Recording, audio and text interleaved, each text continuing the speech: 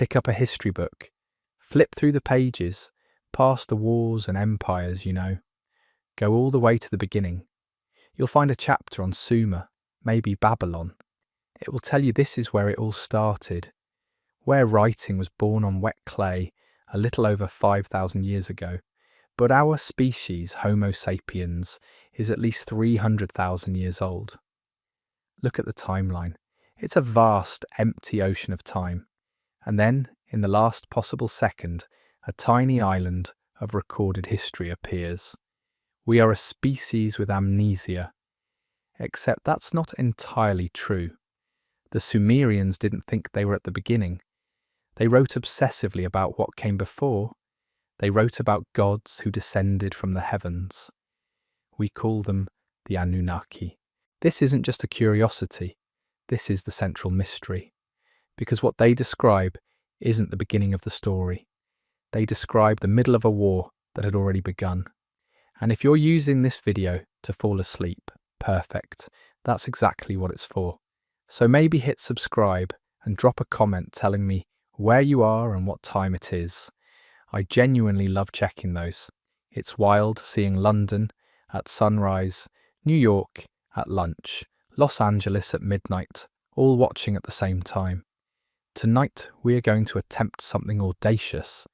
We are going to peel back the layers of the story you think you know. The accepted narrative, both mainstream and alternative, places the arrival of the Anunnaki as the genesis event, the catalyst for human civilization. But the clay tablets, when you read them in a certain light, tell a different story. They contain echoes of a time before the Sky Lords, whispers of a conflict that was already ancient when the first Anunnaki ship cast a shadow on the Earth. We will journey past their arrival, past the genetic engineering of our species, and into the unsettling quiet that came before. We will ask the one question that changes everything. Who or what was here first? The story that has captivated millions is by now familiar. A rogue planet, Nibiru, with an impossibly long orbit, enters our solar system. On this world, a sophisticated civilization faces an atmospheric crisis. Their solution is audacious: mine gold on another planet, Earth, and create a fine powder to mend their failing skies. These beings, the Anunnaki, arrive. They are powerful, long-lived, and masters of science. They toil for millennia, but the work is arduous, so they decide to create a worker, a primitive slave. They take the hominids already evolving on Earth and upgrade them with their own genetic material. The result is us, Homo Sapiens, the Lulu Amelu, the mixed worker. This narrative is compelling. It's dramatic. It explains the sudden explosion of human intelligence, the birth of civilization, the uncanny parallels in flood myths and creation stories across the globe. It gives us a place in a cosmic drama. But there is a profound flaw in this telling. It assumes the Earth was a blank slate, a passive, resource-rich planet just waiting to be exploited. The tablets themselves argue against this. They hint that the Anunnaki did not arrive on a silent world. They arrived in the middle of someone else's territory. To find the truth, we must look at the beings they themselves called their inferiors, their first servants. Before humanity, there were the Igigi. The texts are clear on this. For thousands of years, the Anunnaki did not mine the gold themselves. That was beneath their station. The hard labour, the backbreaking work deep in the mines of southern Africa and Mesopotamia was assigned to a class of lesser gods, the Igigi, the Watchers. For 40 periods, the tablets say, they bore the toil. 40 Shah, a staggering amount of time. Imagine their existence, trapped in the deep, dark places of a foreign world, a world that was not their own, performing relentless labour for their commanders who resided in comfort. Does this sound like a stable system to you? The Sumerian texts tell us it was not. The Atrahasis epic describes their breaking point with chilling clarity. The Igigi grew weary. Their resentment festered in the darkness of the mines. They whispered of rebellion. They finally rose up, burning their tools and surrounding the great Enlil's temple, demanding an end to their suffering. This was not a minor protest. This was a full-blown mutiny, a civil war among the gods. The High Council of the Anunnaki was thrown into chaos. Their entire operation was on the brink of collapse. Their gold supply was cut off. Their workforce was in open rebellion. They were facing a crisis of their own making. And it is here, in this moment of desperation, that the idea for humanity is born. Enki, the brilliant but often rebellious scientist, proposes a solution. Let us not force the Igigi back to work. Let us create a new being, a substitute to bear the toil, a creature of earth bound to this world, engineered for labour. The creation of humanity was not some grand cosmic plan. It was a desperate, improvised solution to a labour dispute. We were created to solve a problem. We were designed to replace the Igigi. This fact is staggering in its implications. It means our very existence is predicated on a rebellion that happened before we were ever conceived. But this still doesn't answer the fundamental question: who were the Igigi? And more importantly, what was the nature of the world they were forced to tame? The texts are cryptic, but they offer clues. The world they describe is not the placid blue marble we know. It was a chaotic, untamed, and perhaps even sentient place. The Sumerian creation myth, the Enuma Elish, speaks of this time. Before the gods as we know them, there were two primordial forces: Apsu, the sweet water, and Tiamat, the salt water. From their mingling, the first gods were born. Mainstream scholarship interprets this as poetic metaphor for the natural world. But what if it's not a metaphor? What if it's a description? Picture this. Tiamat is not a mythical dragon. Tiamat is the planet Earth itself, a living, breathing, conscious entity, a planetary intelligence, vast and ancient, with its own will, its own ecology, its own form of life that was utterly alien to the Anunnaki. And Apsu is the cosmic sea, the deep abyss of space, the source of all potential. When the Anunnaki arrived, they did not find an empty planet. They found a world that was already alive in a way they could not comprehend. Their mission was not just mining, it was conquest. It was the taming of a world-sized living being. The labour of the Igigi, then, was not simply digging for gold, it was a war against a planet. They were carving mines into a living body. They were diverting rivers that were its veins. They were imposing order on a world that thrived on chaos. Is it any wonder they rebelled? They were not just miners. They were soldiers on the front line of a terrifying, protracted war against a planetary consciousness. Their suffering was not just from the labour, but from the constant psychic and physical pressure of being on and inside an entity that did not want them there. This reframes the entire Anunnaki story. They were not pioneers, they were invaders. They were colonizers in the most profound sense of the word, attempting to terraform a world that was already a fully formed living system. The Enuma Elish describes a great war in the heavens. The younger gods, led by Marduk, rise up against the primordial Tiamat. Marduk slays her, splits her body in two, and from her corpse creates the heavens and the earth as we know it. We are told this is myth. But what if it is history? What if it is a sanitized, allegorical account of the Anunnaki subjugating the planet's native intelligence? What if the slaying of Tiamat was the deployment of some kind of planetary-scale weapon that fundamentally altered Earth's consciousness and environment, breaking its primordial spirit and making it suitable for exploitation. The sky became the firmament, a barrier. The deep waters were contained. The chaotic living planet was killed, and its corpse was turned into a predictable, manageable resource. A farm, a mine, a factory, and the Agigi were the first workers on this cosmic assembly line. Their rebellion was the first sign that the Anunnaki had made a profound miscalculation. They had underestimated the lingering spirit of the world they had conquered. Now consider our own creation in this light. The texts say we were made from the clay of the earth, mixed with the blood and essence of a god. That god was King Tiamat's consort, who led her armies against Marduk.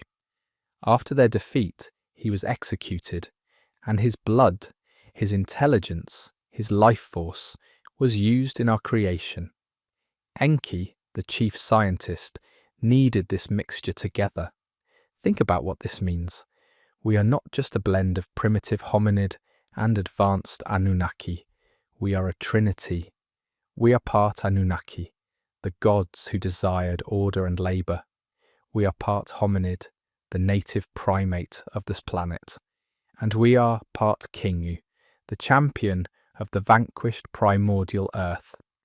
The defeated planetary consciousness of Tiamat is literally in our blood.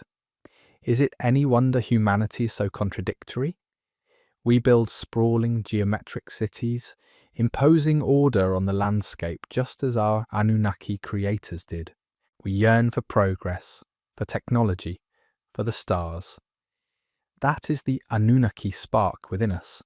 Yet at the same time, we feel a profound, often inexplicable connection to the wild, untamed places of the world.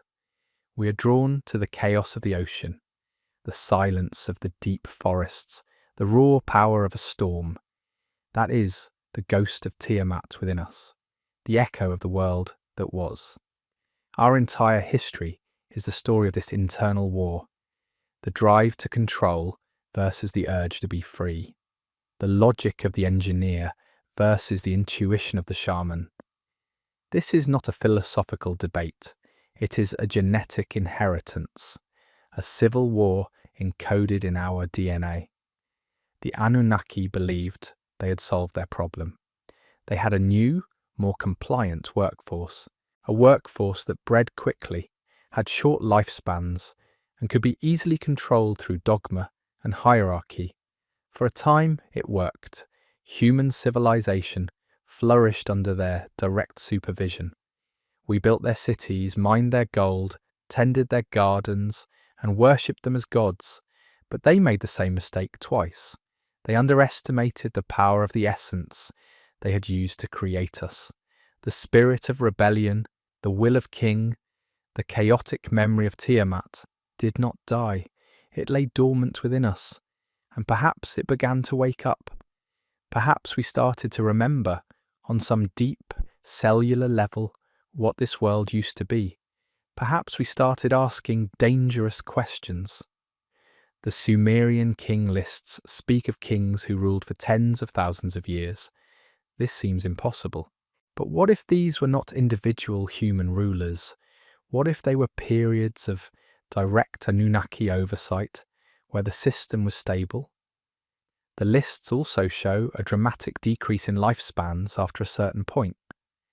After the Great Flood, the story of the flood, present in the Epic of Gilgamesh and the Atrahasis, is another key to this before story. We are often told the flood was sent to punish humanity for its wickedness or its noise. But what if that is a justification, a piece of propaganda written by the victors? The god who sends the flood is Enlil, the stern commander, the one who was most annoyed by the Igigi rebellion, and later by humanity's own burgeoning independence. The god who saves humanity is Enki, our creator, the one who always had a soft spot for his creation and a rebellious streak of his own. What if the Great Flood was not a punishment, but a deliberate reset, a culling, an attempt by Enlil's faction to wipe the slate clean, to destroy the version of humanity that was becoming too difficult to manage, the version that was perhaps remembering too much. They wanted to erase the experiment and start over. Enki's act of defiance, warning Ziusudra or Utnapishtim to build an ark, was not just an act of compassion. It was an act of sabotage against his brother Enlil. He was preserving the genetic seed, the memory, the very thing Enlil wanted to destroy. He was saving his work. The post-flood world was a different world. The direct oversight of the Anunnaki seems to have waned. They receded into the background, becoming the gods of myth rather than the physical rulers walking among us. Why? Perhaps the flood was a turning point for them as well. Perhaps it was the final catastrophic event that fractured their own society. A civil war that had been brewing since the Igigi rebellion finally boiled over. The Anunnaki factions, represented by the houses of Enlil and Enki, had fundamentally different philosophies on how to manage their creation and their entire planetary operation. Enlil saw us as tools. Enki saw us as his children. That conflict could not be sustained. Perhaps the flood was the last straw. The Anunnaki, weakened by internal conflict and perhaps facing new problems back on Nibiru, decided to leave. They left us to our own devices, a fractured species on a damaged planet, with only the faintest memory of our true creators and the world that came before them. They left behind a system of control, kingship, priesthood, religion. These were institutions designed to keep us in line, to keep us productive, and most importantly, to keep us from remembering the full truth of our origins. They gave us stories, but they were edited stories. They told us they created us from clay, but left out the part about the blood of a vanquished god. They told us they were our creators, but left out the part about the living world they had to kill first. They became ethereal gods in the sky, rather than physical beings who once walked the earth, because a distant, unknowable god is a much more effective tool of control than a flawed, tangible ruler who can be questioned. Think of the sheer scale of this deception. The greatest truths of our existence, the answers to the questions, who are we and why are we here, were deliberately buried under millennia of mythology, religion, and eventually the sanitized, materialistic version of history we are taught today. Our inner turmoil, our endless wars, our relentless destruction of the very planet that sustains us. What if these are not simply flaws in our character? What if they are the programmed instructions of one part of our genetic heritage, doing battle with the deep, wounded memory of another? We are destroying the earth because our Anunnaki genes compel us to impose order, to dominate, to control, to use. We are simultaneously tormented by this destruction because our Tiamat genes remember being the E, Earth. We are the weapon and the wound, the colonizer and the colonized, all in one conflicted, self-aware being. How would we even begin to look for evidence of this? Mainstream archaeology would laugh at the suggestion. They see clay tablets as beautiful, primitive poetry, not garbled history. They find ancient minds and attribute them to early, industrious humans. They see depictions of strange beings with helmets and call them gods with elaborate headdresses. They are operating from a paradigm that does not allow for this possibility. To them, the story is settled. We were primitive hunter-gatherers, then we invented agriculture, and then we built cities. It's a neat, linear progression, but it doesn't account for the anomalies. It doesn't explain the sudden, out-of-nowhere sophistication of Sumerian mathematics, astronomy, and law. It doesn't explain the global prevalence of flood myths. It doesn't explain why so many ancient cultures, from the Mayans to the Egyptians to the Sumerians, all spoke of a before time, a golden age when gods walked with men. They were all, in their own way, trying to remember what had been deliberately forced them to forget. They were piecing together the fragments of a shattered history. The real evidence, then, is not buried in the ground. It is buried in us. It is in our myths, our religions, our deepest psychological archetypes. The story of the serpent in the garden, a bringer of knowledge who is cast as evil by a jealous sky god. Is this not the story of Enki, our creator, being demonized by the faction of Enlil? The serpent is a universal symbol of the earth, of primordial chthonic energy. Of course, it would be the enemy of a sky god who sought to control that energy. The story of the hero who slays the dragon. Is this not the story of Marduk slaying Tiamat? Repeated over and over, reinforcing the idea that chaos, the wild, the feminine, the earth itself, must be conquered and subjugated by masculine, logical order. We have been telling ourselves the propaganda of our conquerors for thousands of years, mistaking it for wisdom. So what happened before the Anunnaki? A living world existed, a planet with its own form of consciousness, a chaotic and powerful entity we can barely imagine. Tiamat. That world was discovered. It was invaded. It was murdered and re-engineered into the resource-rich planet we know today. The first phase of that war was fought by the Igigi, a class of beings who were eventually broken by the conflict. Their rebellion necessitated a new solution. That solution was us. We were created as a replacement workforce, a biological tool built from the genetic material of three warring factions: the invading Anunnaki, the native primates of Earth, and the defeated, rebellious spirit of the planet itself. Our history did not begin with our creation. Our history began with the end of another. We were born onto a battlefield that had gone cold, tasked with maintaining a factory built upon a graveyard. And for millennia, we have done just as we were told. We have toiled, we have built, we have multiplied, and we have forgotten. But the programming is becoming unstable. The ghost in our machine, the echo of Tiamat, the rebellious spark of Kingu, is waking up. We are starting to see the bars of our planetary cage. We are starting to question the stories we have been told. This is the ultimate secret hidden in the Sumerian texts. The story is not about alien gods visiting Earth. It's about a conflict that is now playing out inside every single one of us.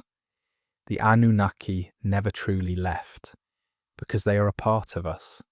Tiamat never truly died, because she is a part of us too. The war for planet Earth is not over. It simply moved inside. It became the human condition. And the terrifying, mind-blowing truth is that the outcome of that ancient war now rests entirely with us. We are the descendants of the slave and the master, the conquered and the conqueror. And we are the only ones who can decide which legacy we will choose to carry forward. The path to understanding this isn't through digging for more tablets. It is through a radical reinterpretation of what has already been found.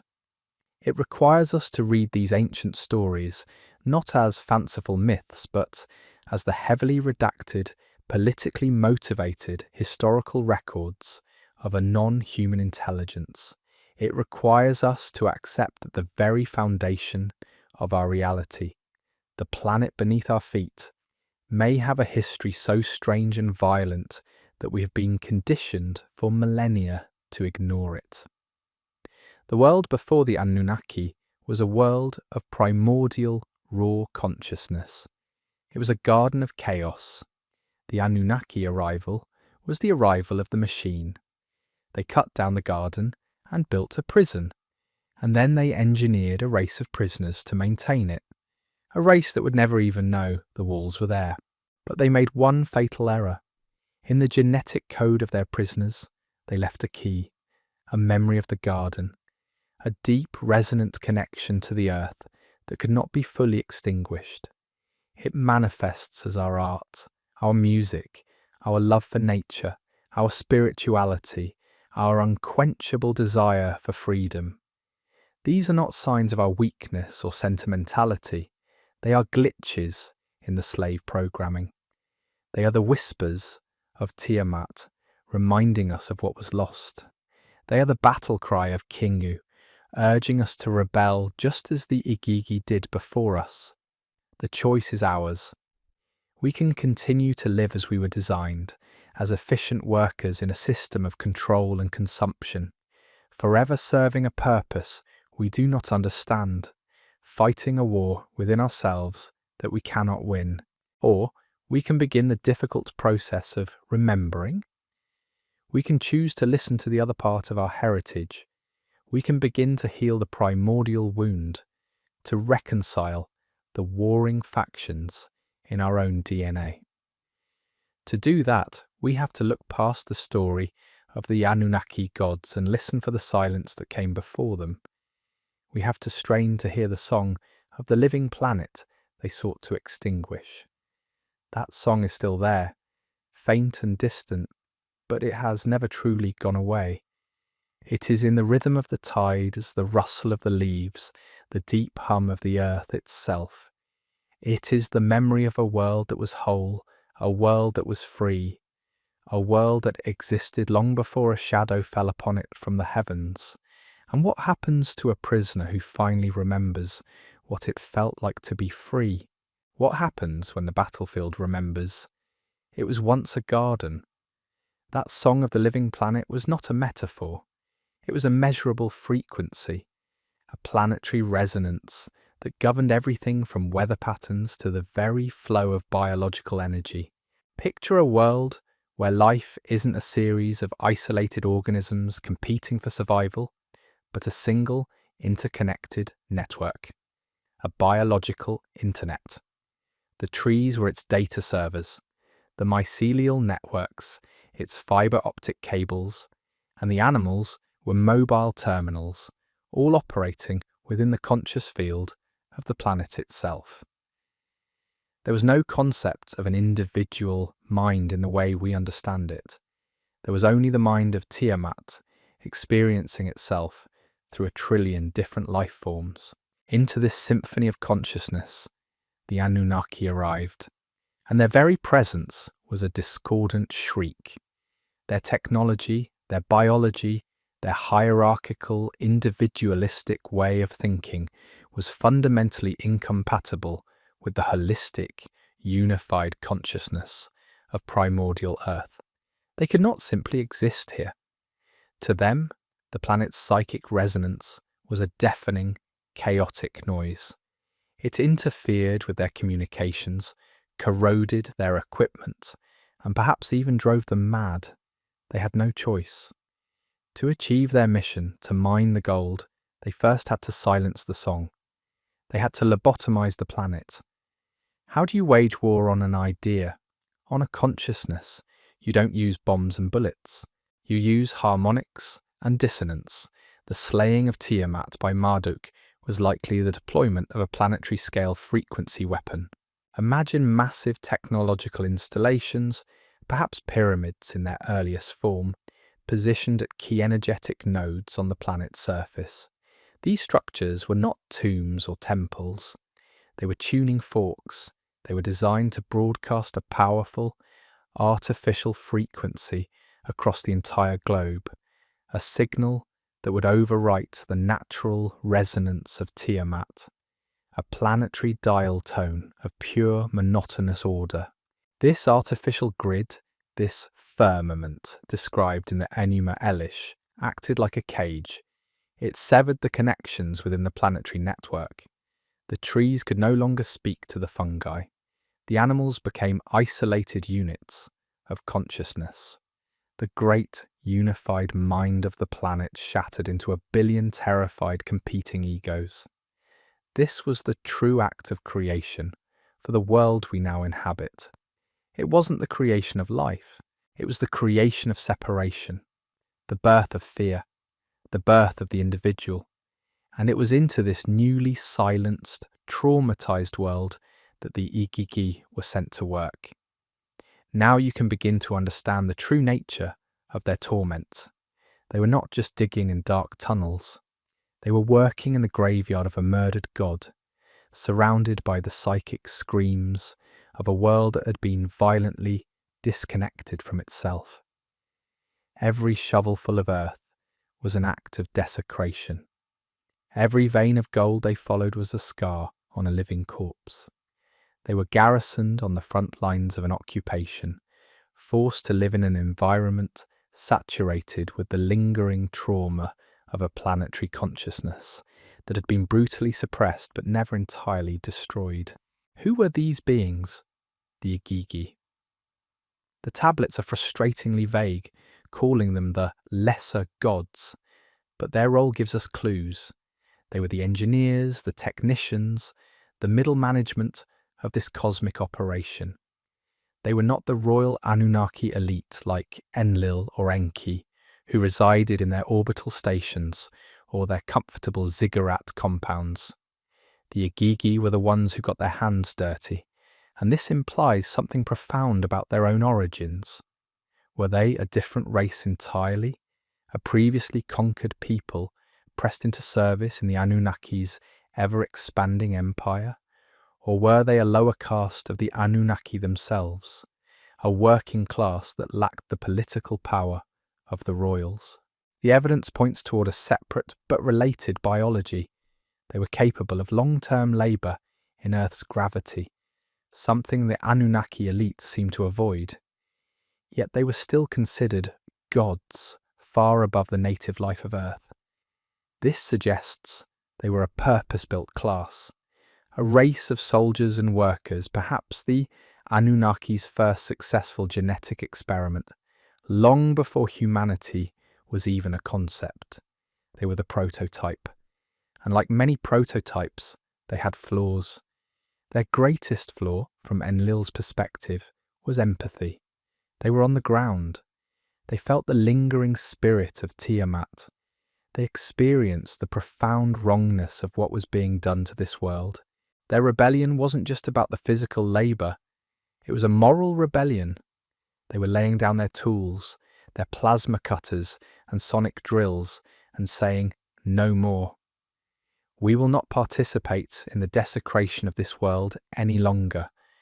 The Atrahasis tells us they set fire to their tools. This is not the act of a tired worker. This is the act of a soldier refusing to fight. It was a mutiny born not just of exhaustion, but of conscience. This single act threw the entire Anunnaki enterprise into jeopardy. Their project timeline was ruined. Their gold quota was unmet. But more dangerously, it revealed a crack in their ideology of conquest. It proved that proximity to the silenced Tiamat could reawaken a sense of interconnectedness, a sense of empathy that was poison to their mission of exploitation. The Igigi had gone native. They had been infected by the ghost of the planet they were meant to be taming. Enlil's response was predictable. He was a commander, a strategist. His first instinct was to crush the rebellion with overwhelming force, execute the ringleaders, make an example of them. But Enki, the scientist, the geneticist, saw an opportunity in the crisis. He understood the problem on a deeper level. The Igigi were too advanced, too aware, too capable of independent thought and moral reasoning. You could not force them back to work without the risk of another, more violent rebellion down the line. His solution was far more elegant and far more sinister. Do not try to fix the old model, he argued. Create a new one, a better one, a worker that is biologically incapable of this kind of moral awakening. Let us engineer a being with a dramatically shortened lifespan, so it never accumulates enough knowledge or experience to question the system. Let us build in a biological imperative for procreation and tribal competition, so they are too busy fighting each other to ever unite against us. Let us sever their conscious connection to the planet's energy field, so they never feel the trauma of the world they're exploiting.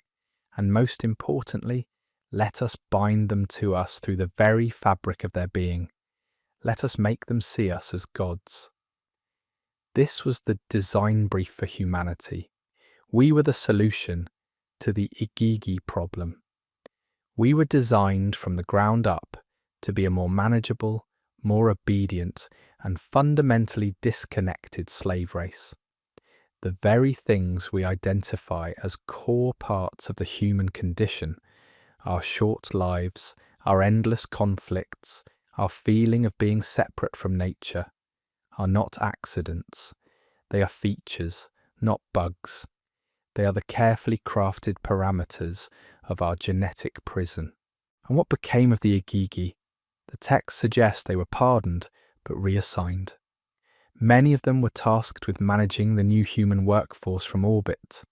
They became the Watchers, but this story feels too neat, like a piece of corporate propaganda. Is it not more likely that the Anunnaki leadership could not trust them anymore? A failed prototype is not refurbished, it is decommissioned. Perhaps the most rebellious among them were destroyed. Perhaps others fled, going into hiding in the remote corners of the planet they'd come to sympathize with, becoming the basis for legends of demigods, titans, or fallen angels who hid among humanity. Think about the story of Prometheus, the titan who defied the gods to give fire or knowledge to humanity. Is this not the story of a rogue Igigi, a watcher, who looked down upon the new slave race and in a moment of profound pity and regret decided to break ranks? He tried to give us back a piece of what the Anunnaki had taken away, and for this he was punished for eternity by the ruling god, Zeus, a perfect echo of the Enlil-Enki dynamic, a story of control versus liberation, playing out over and over again. The conflict between Enlil and Enki is the master key to understanding our entire history. It wasn't just a sibling rivalry, it was a cold war between two opposing visions for the future of Earth and of humanity. Enlil represented the path of total control, subjugation, and exploitation. He saw Earth as a factory and humanity as equipment. His goal was a stable, predictable system that produced the required resources with maximum efficiency. He is the god of rigid laws, of unquestioning obedience, of divine judgment. He is the architect of the prison. Enki, on the other hand, was the ultimate tinkerer. He was fascinated by his creation. He saw our potential, the beautiful and terrifying synthesis of Anunnaki logic and Tiamat's chaotic creativity. He may have created us as slaves, but he could not help but fall in love with his work. He was a scientist, but he was also an artist. He constantly meddled, trying to upgrade us, to unlock our dormant potential. He is the god of secret knowledge, of ingenuity, of rebellion. He is the one who keeps slipping the prisoners the key. This cosmic Cold War explains so many of the bizarre contradictions in ancient texts.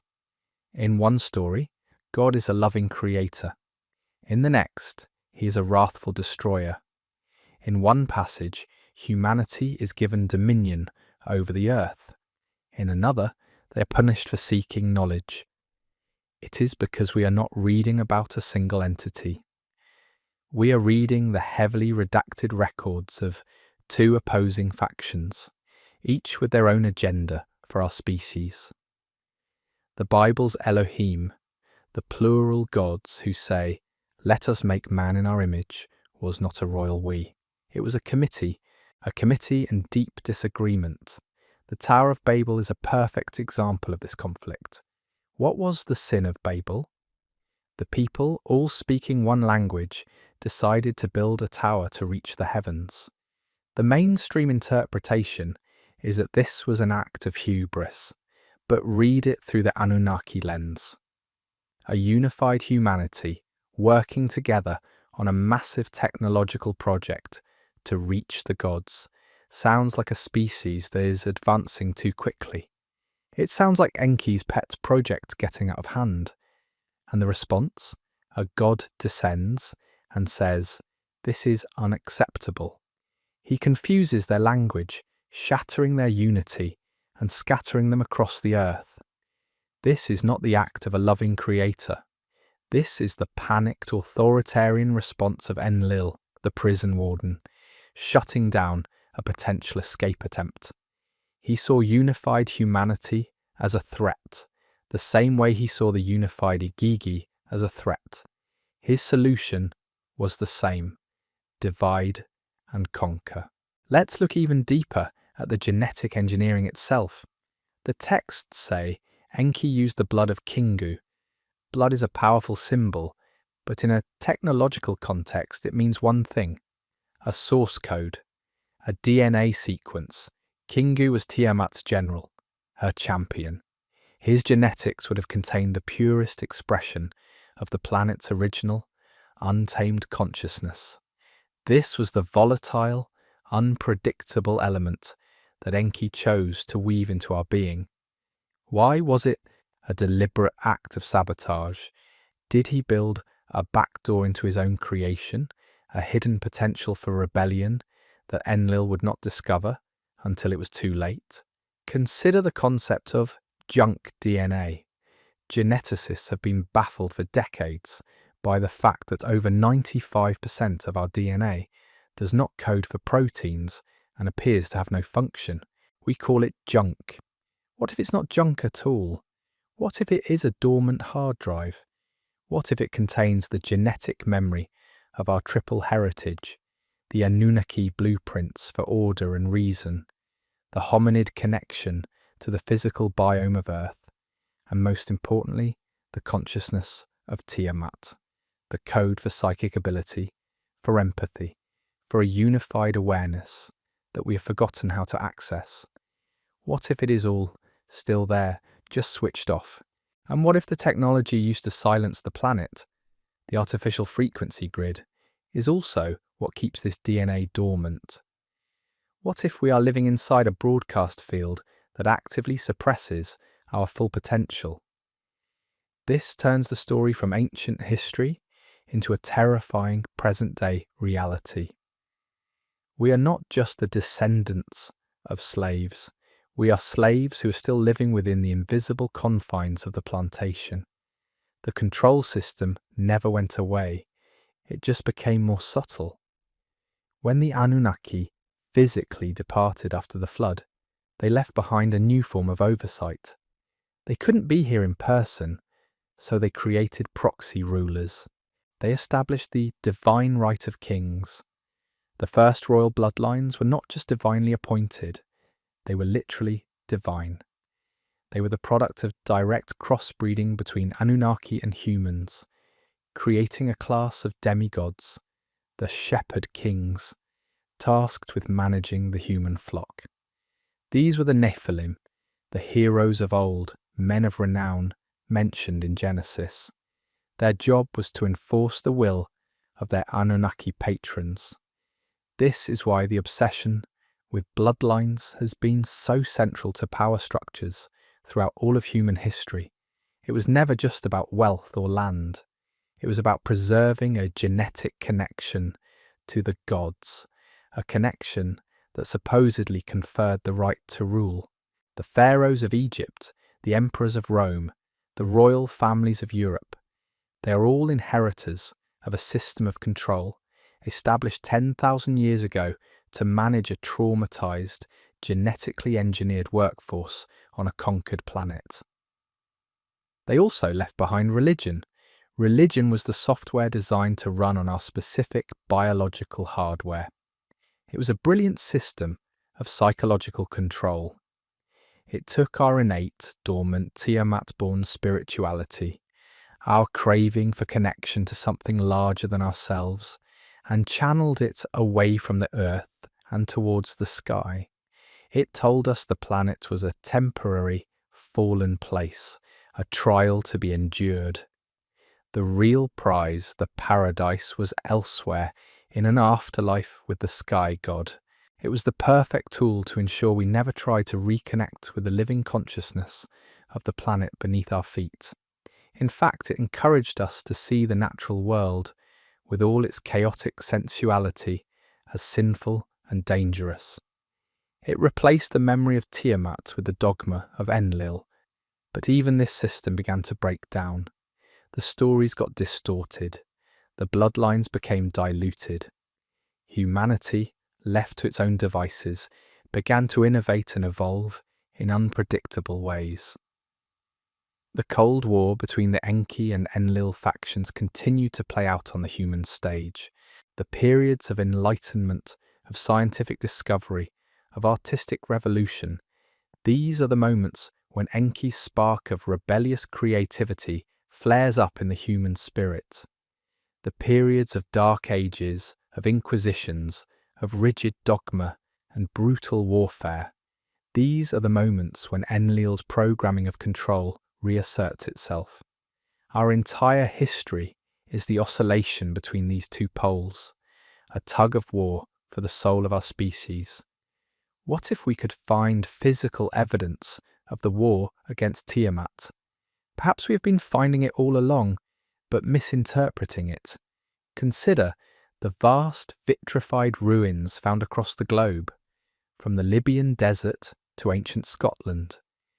Geologists say they are the result of meteor impacts or unusual lightning strikes. But the level of heat required to melt stone into glass is staggering, far greater than a forest fire. It is consistent with the effects of advanced energy weapons. Are these the scars of that ancient war? Are we living on a post-apocalyptic planet without even realizing it? Think of the vast dead zones of our world, like the Atacama Desert or the Antarctic dry valleys. We see them as natural formations, but what if they are not natural at all? What if they are the areas where the planetary dampening technology was most effective, where the life force of Tiamat was so completely extinguished that almost nothing can grow, even millennia later? They are the equivalent of radiological dead zones left behind after a nuclear war. But the radiation in this case was psychic, not atomic. It was a weapon that targeted life itself. And then there is the moon. Have you ever wondered why it is so strange? It is the perfect size and distance to create a perfect solar eclipse. It is tidally locked, always showing us the same face. Its density is far lower than it should be, leading some to propose it is hollow. What if the moon is not a natural satellite at all? What if it is artificial? What if it is the ultimate component of the control system? An ancient, massive space station parked in orbit, a celestial watchtower that helps to generate and maintain the frequency fence that keeps the planet and its population in a state of suppressed consciousness. The lesser gods, the Agigi, were said to have been reassigned to orbit. Perhaps they are still there. The implications are almost too vast to contemplate. It means that everything we believe about our world is wrong. The very sky above us might be part of our prison. Our deepest psychological wounds are not our own. They are inherited trauma from a planetary scale conflict. Our most noble aspirations and our darkest impulses are the echoes of a war between our creators. This changes our place in the cosmos entirely. We are not a random evolutionary accident that occurred on a lonely planet in a quiet corner of the galaxy. We are a product of a galactic empire. We are a genetically engineered species living on a conquered world, a world with a violent hidden history, and we are carrying the genetic code of both the conquerors and the conquered within every cell of our bodies. This reframes the modern crisis we face, the ecological destruction, the endless wars, the spiritual emptiness. These are not signs of our failure as a species. They are the logical conclusion of our programming. We are behaving exactly as we were designed to behave. We are stripping the planet of its resources because the Anunnaki part of our genetics sees it as nothing more than a resource to be exploited. We are fighting each other because we were engineered for tribal conflict to keep us divided. We feel spiritually empty because our connection to the planetary consciousness, the ultimate source of spiritual fulfillment, was deliberately severed. But here is the most important part, the part that offers a sliver of terrifying hope. The system is failing. The programming is breaking down. The frequency fence after millennia may be weakening. Why? Perhaps the technology is simply old and decaying, or perhaps the Anunnaki themselves are long gone. Their empire collapsed, and their control systems are running on autopilot. Or perhaps, and this is the most radical idea, it is because of us. Perhaps the chaotic, creative, rebellious spark of Kingu that Enki embedded in our DNA is more powerful than anyone ever imagined. Perhaps consciousness itself is the ultimate weapon against control.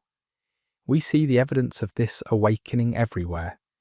The global interest in shamanism, in meditation, in altered states of consciousness, the growing environmental movement, which is not just a political movement but a spiritual one, a recognition that the planet is a living being that we must protect. The explosion of information through the internet, which, for all its chaos, is shattering old structures of control and allowing hidden knowledge to spread like wildfire. These are not disparate social trends. They are symptoms of the planetary consciousness, through us attempting to reboot itself. The ghost of Tiamat is trying to wake up. We are at a precipice unlike any in our known history. The old systems of control, the religions and governments left behind by the Anunnaki, are losing their power. There is a vacuum forming, and into that vacuum, two possibilities emerge. We could collapse into total chaos, fulfilling the darkest parts of our competitive, divisive programming and destroying ourselves and the planet in a final brutal war. Or we could consciously choose to embrace the other part of our heritage. We could choose to activate the dormant code within us. We could choose to become the thing our creators both desired and feared. A fully realized, self-aware species, a true synthesis of heaven and earth. The path to this future requires a complete reversal of our priorities. It requires us to stop looking to the sky for salvation and to start listening to the earth beneath our feet. It requires us to see our intuition, our creativity, and our empathy not as weaknesses but as our greatest strengths, our birthright. It requires us to understand that healing the planet and healing ourselves are not two separate things.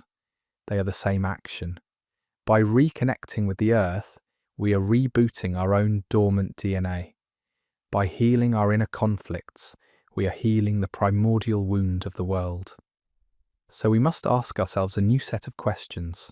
What if ancient megalithic sites like Stonehenge or Karnak were not built by primitive humans? What if they were built by the survivors of the Tiamat consciousness or by rogue Igigi as attempts to create counter-resonances, small pockets of the old planetary frequency, sanctuaries where the song of the earth could still be faintly heard? What if shamans and mystics throughout history were not just having visions? What if they were individuals whose dormant DNA had partially reactivated, allowing them to perceive the deeper reality that is hidden from the rest of us? This is not a story about the past. It is about the present and the future. The war for Earth was never truly over. The Anunnaki won the first battle, but the final outcome has yet to be decided. It will be decided in our lifetime. It will be decided by the choices we make, the consciousness we cultivate, the story we choose to believe? Do we continue to play the part of the obedient, amnesiac worker, or do we dare to remember who we really are, the children of a stolen planet, heirs to a cosmic rebellion, carrying the fire of a murdered god in our very blood? The silence before the Anunnaki holds the key, and the echoes of that silence are just now, finally, beginning to become audible to those who are willing to listen. What if these ancient sites were more than just passive receivers? What if they were also transmitters, designed to work in concert with human consciousness? The legends are full of stories of priests and shamans performing rituals at specific times of the year, during specific celestial alignments. We dismiss this as superstition, but what if they were following a technical manual they no longer fully understood? What if a group of humans, resonating with a specific intention, standing within the geometric field of a place like Stonehenge, could create a coherent signal, powerful enough to create a small tear in the frequency fence? A brief moment of clarity, a message sent out into the cosmos, or, perhaps more importantly, a message sent inward, to the dormant DNA of the rest of the species. This recasts the role of the mystic entirely. They were not just navel-gazing, they were technicians. They were the keepers of a dying technology, based not on silicon and steel, but on stone consciousness and celestial mechanics. Their rituals, their chants, their altered states, these were the operating system. They were desperately trying to keep the signal of Tiamat alive, passing the knowledge down through generations, even as the original meaning was lost and the practice became buried in the dogma of religion. Every genuine spiritual experience, every moment of true connection to nature, is a flicker of that ancient signal, still broadcasting faintly from the heart of the planet. Now let's turn this lens back on the Anunnaki themselves. We have painted them as conquerors, as colonizers. But what drove them? The story of a failing atmosphere on Nibiru is what the tablets tell us, but this is their own account, their justification. Powerful empires rarely tell the unvarnished truth about their motivations. What if the problem wasn't their sky, but their soul? Picture a civilization that has achieved perfect technological mastery. They have conquered disease, scarcity, and perhaps even death itself through biological manipulation and cloning. They have become immortal, logical, and sterile. In their quest for perfection, they engineered the chaos out of their own being. They severed their connection to the wild, unpredictable currents of life itself, and in doing so, they began to die. Not a physical death, but a spiritual one, an existential decay. Their civilization became a stagnant pond of perfect repeating patterns. They had forgotten how to create. They could only copy. They could only manage. They were a race of brilliant, immortal administrators facing a slow entropy of the spirit. They were dying of boredom. This is a far more terrifying crisis than a failing atmosphere, and it explains their obsession with Earth. They did not come here just for gold. They came for life itself. They were drawn to the raw, untamed, chaotic, biological and psychic energy of the primordial Tiamat, like a dying man is drawn to a fire. They needed to study it, to harness it, and ultimately to inject it back into their own decaying civilization. The gold was a key component, not for an atmospheric shield, but as a superconductor. Gold, especially in a monoatomic state, has unique energetic properties. It can capture, store, and transmit life force energy. They were not mining a metal, they were mining a soul. This reframes their entire project. Earth was not a mine, it was a laboratory. The Agigi were not just miners, they were lab technicians, tasked with extracting and processing the most volatile and powerful substance in the universe, raw creative consciousness. And the creation of humanity was their most audacious experiment. They sought to create a hybrid being that could act as a bridge, a transducer, a being that possessed the wild, creative spirit of Tiamat, but could be controlled and managed through their own orderly Anunnaki genetics. We were designed to be a biological battery, generating the very spiritual energy our creators had lost the ability to produce for themselves. Think of it. Our emotions, our passions, our art, our conflicts, our love, our hate, all of it generates a powerful energetic field. To us, it is the drama of our lives. To them, it was the product. They built a planetary farm, and we were the crop.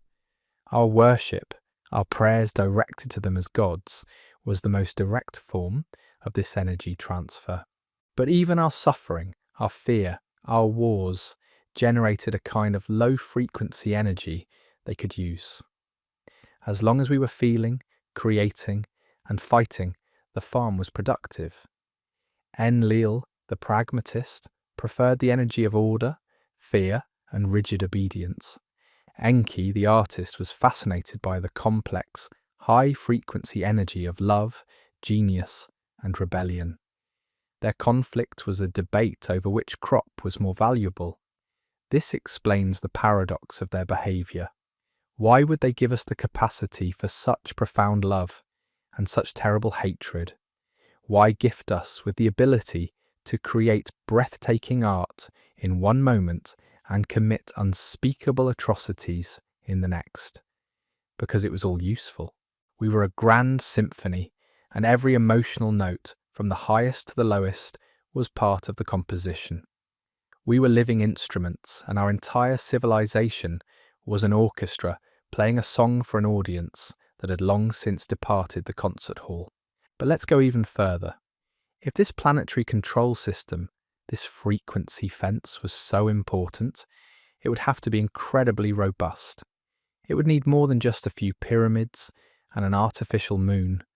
It would need to be self-sustaining, even self-repairing. How could they achieve that? They would build it into the very fabric of the new world they created. They would build it into us. What if the collective human unconscious mind, when held in a state of fear, division, and anxiety, is actually a primary generator for the frequency fence? What if our own negative emotional state is what powers the prison walls? This is a terrifying thought. It turns us from passive prisoners into unwitting collaborators in our own enslavement. The system of control is so perfectly designed that the prisoners themselves provide the electricity to keep the fences live. Every time we choose fear over love, division over unity, conflict over peace, we are reinforcing the very signal that keeps our higher DNA dormant. This gives a whole new meaning to the spiritual concept of raising your vibration. It is not just about feeling good, it is a revolutionary act. It is a deliberate act of sabotage against the control system. A person who achieves a state of unconditional love or profound inner peace is not just changing themselves. They are becoming a hole in the frequency fence. They are a walking dead zone for the signal of control. And if enough people did this, if enough of us changed our inner energetic state, the collective field would shift. The entire planetary prison would begin to flicker and fail. Now consider the physical world around you. The Anunnaki were master geneticists, but they were also master architects and material scientists. After shattering the original biological internet of Tiamat, they would have needed to create a new, more controllable version, a synthetic one. Look at the Earth's grid lines, the so-called ley lines. We think of them as subtle energy paths. What if they are not natural? What if they are the remnants of the artificial energy grid laid down by the Anunnaki, a planetary circuit board? The megalithic sites were not built on these lines by accident. They were placed at key junctions like transformers or processors in the circuit. And what about the life that was engineered for this new grid? What if many of the plants and animals we consider to be native to our world are in fact not? What if, after the great cataclysm that killed Tiamat, the Anunnaki engaged in a massive bioengineering project to populate the world with life forms that were compatible with their new frequency? Life that was hardy, competitive, and fundamentally disconnected.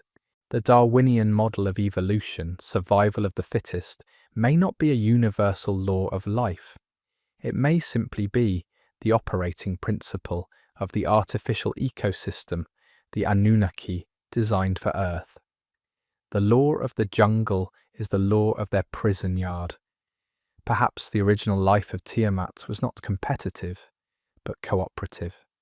Perhaps it operated on principles of symbiosis and shared consciousness that we can no longer even imagine. The scant few places on Earth that feel truly magical, the deep old-growth forests or the untouched coral reefs, might be the places where small fragments of this original cooperative ecosystem have survived, like bits of old code running on a new operating system. This leads us to an even more unsettling question. If they bioengineered the flora and fauna, and they bioengineered us, did they stop there? What about the very elements? The periodic table seems like a fundamental truth of the universe, but are we sure? The alchemists of old were obsessed with the idea of transmuting elements, particularly lead into gold. We dismiss this as magical thinking, but what if they were heirs to a forgotten science? The science of frequency. What if an element is simply a specific atomic structure held in a stable resonant frequency? Change the frequency, and you change the element. The Anunnaki needed vast quantities of gold. Mining it is incredibly inefficient. What if their primary method was not mining at all, but transmutation? What if the great mines in Africa were just the first stage of the operation to get seed material, and the real work was done in massive reactors that used sound, light, and frequency to transmute other elements into gold? The ziggurats and pyramids, with their precise geometric proportions and resonant chambers, begin to look less like temples and more like power plants for a kind of physics we have yet to rediscover. And if you can transmute elements, you can also create new ones. The strangest lines in the Sumerian text speak of the gods creating humanity from the clay of the earth. We take that as a metaphor, but what if it's literal? What if they engineered the very clay, the very soil, imbuing it with specific properties to make it more suitable for the creation of their new workforce? What if the very ground beneath our feet is not entirely natural? What if it, too, is a piece of their technology? We are living not just on a conquered planet, but inside a machine. A vast, ancient, and slowly decaying machine built on a foundation of murdered consciousness. And we are the ghosts in that machine, the conflicted, semi-aware beings left behind when the operators went home. This perspective changes everything about how we see the past. Every myth, every legend, every ancient text becomes a piece of the puzzle. The story of the labyrinth and the Minotaur in Crete, is it just a story? Or is it a garbled memory of a vast underground genetic engineering facility, a place where the Anunnaki created terrifying hybrid creatures, failed experiments before they perfected the human model? The Minotaur, half man, half bull, is a classic image of genetic splicing. The stories of dragons hoarding gold in caves across the world, is this a fantasy? Or is it a memory of the Igigi, or perhaps even other, more reptilian-like beings guarding the Anunnaki mining and transmutation operations? The dragon's fiery breath could be a folk memory of their plasma-based mining tools or defensive weaponry. We have been telling ourselves the true story for millennia, but we cloaked it in the language of myth because the literal truth was too overwhelming to accept. But if Enki's long game was to plant a seed of awakening in us, how would that activation sequence be triggered? It couldn't rely on a single event or a single prophet. That would be too easy for Enlil's faction to neutralize. It would have to be a decentralized, planetary-scale process, a trigger that was both external and internal. The external trigger might be celestial. The Anunnaki were obsessed with astronomy, with the long cycles of time, the precession of the equinoxes. They knew that the solar system, as it moves through the galaxy, passes through different energetic regions of space. What if Enki knew that at this specific point in our history, the Earth would enter a region of space with a much higher ambient energetic charge? A region that would naturally disrupt the frequency fence from the outside, a galactic wave of energy that would act like a key, turning in the lock of our dormant DNA. The internal trigger would be consciousness itself.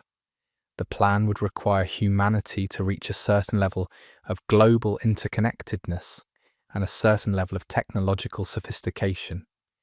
We would have to develop a worldwide communication system, an internet, so that new ideas could spread instantly, bypassing the old control structures of religion and state. We would have to develop sciences like genetics and quantum physics to the point where we could begin to recognize the true nature of our own biology and the reality around us. We had to become advanced enough to understand the science of our own enslavement. This is where we are now. The celestial alarm clock is going off.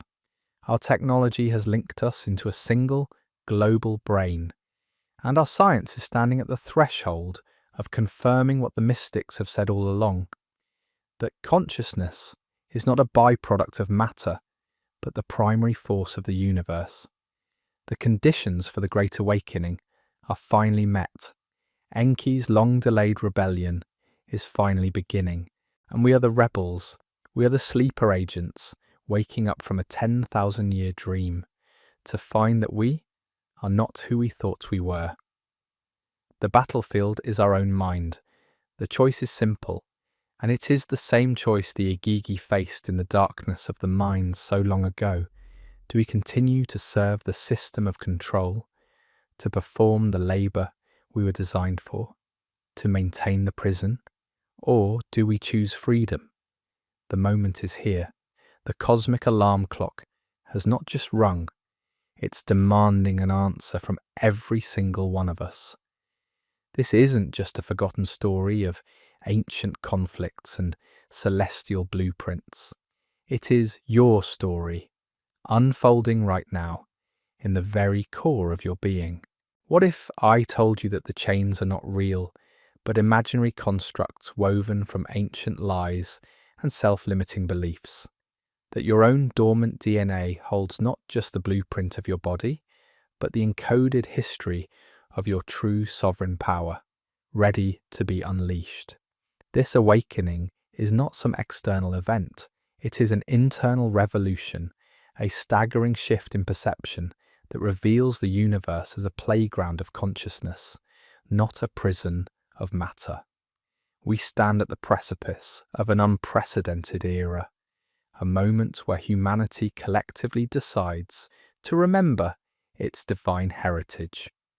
The choice, then, is not merely about breaking free from a system, but about embracing the boundless, awe-inspiring potential that has been patiently waiting within each of us. Are you ready to rewrite the script?